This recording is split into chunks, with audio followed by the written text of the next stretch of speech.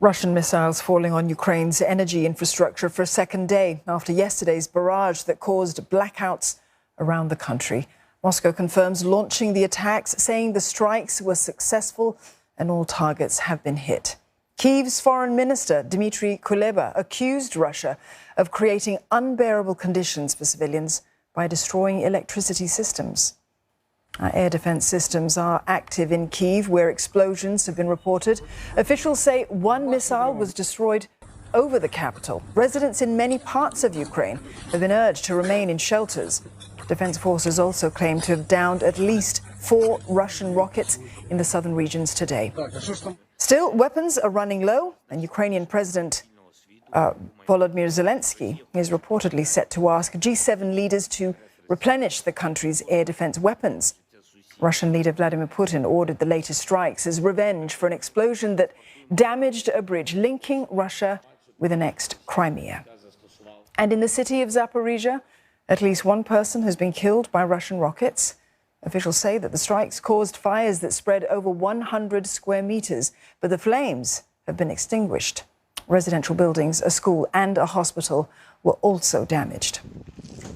And for more, we're joined by Trent Murray. He's in Kyiv. Trent, missile strikes all over Ukraine today. Tell us more about the damage. Yeah, hello, Dawn. That's right. We're actually just starting to learn a little bit more details about the series of strikes, which have once again, for a second day in a row, rocked a number of cities across Ukraine.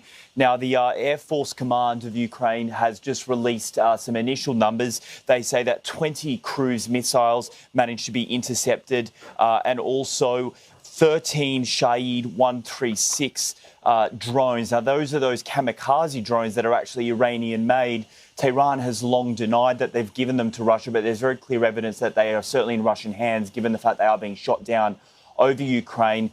We have spent much of the day in the bomb shelter underneath this building, like many Ukrainians. Air raid sirens were going off for about 5 hours today while those various cruise missiles were being struck. We've just been given the all clear to come back up here, but of course, very consciously watching our mobile phones and listening for any further warnings. The mayor of the city is saying that we all do need to be prepared for possible more air raid sirens, especially going into the evening.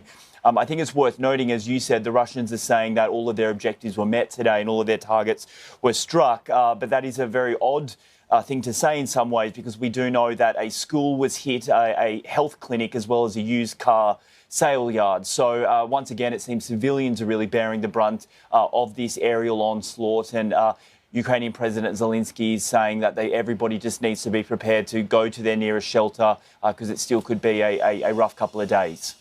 A very intense day in the capital of Kyiv, Trent. But meantime, G7 leaders, they're going to soon hold emergency talks with President Zelensky about yesterday's missile strikes. What outcomes can we expect, though, from this meeting? That's right. This was a meeting that was called by German Chancellor Olaf Scholz because he is the current rotating president of the G7. And President Zelensky will get an opportunity to speak to all those other leaders, including President Biden and Prime Minister Liz Truss, via video link from here in Kyiv. Now, we expect the number one request on his wish list will be more air defence systems, effectively the types of systems that have helped protect the capital today from some of those cruise missiles, allows them to be intercepted in the air. What the Ukrainian Defence Ministry will say is that they're working really hard to defend their cities, but they just do not have enough air defence systems because it is such a wide territory that they're trying to cover. Yesterday, during that main barrage, we understand around 81 cruise missiles were fired right across Ukraine, including here in the capital. Air defence systems were only able to intercept around 50% of them. So the real demand from countries like Germany, the UK, France and America is to try and help with some of those bits of military kit in order to protect civilians, especially going into the winter. Thank you for that update, Trent, and stay safe. Trent Murray there in Kyiv.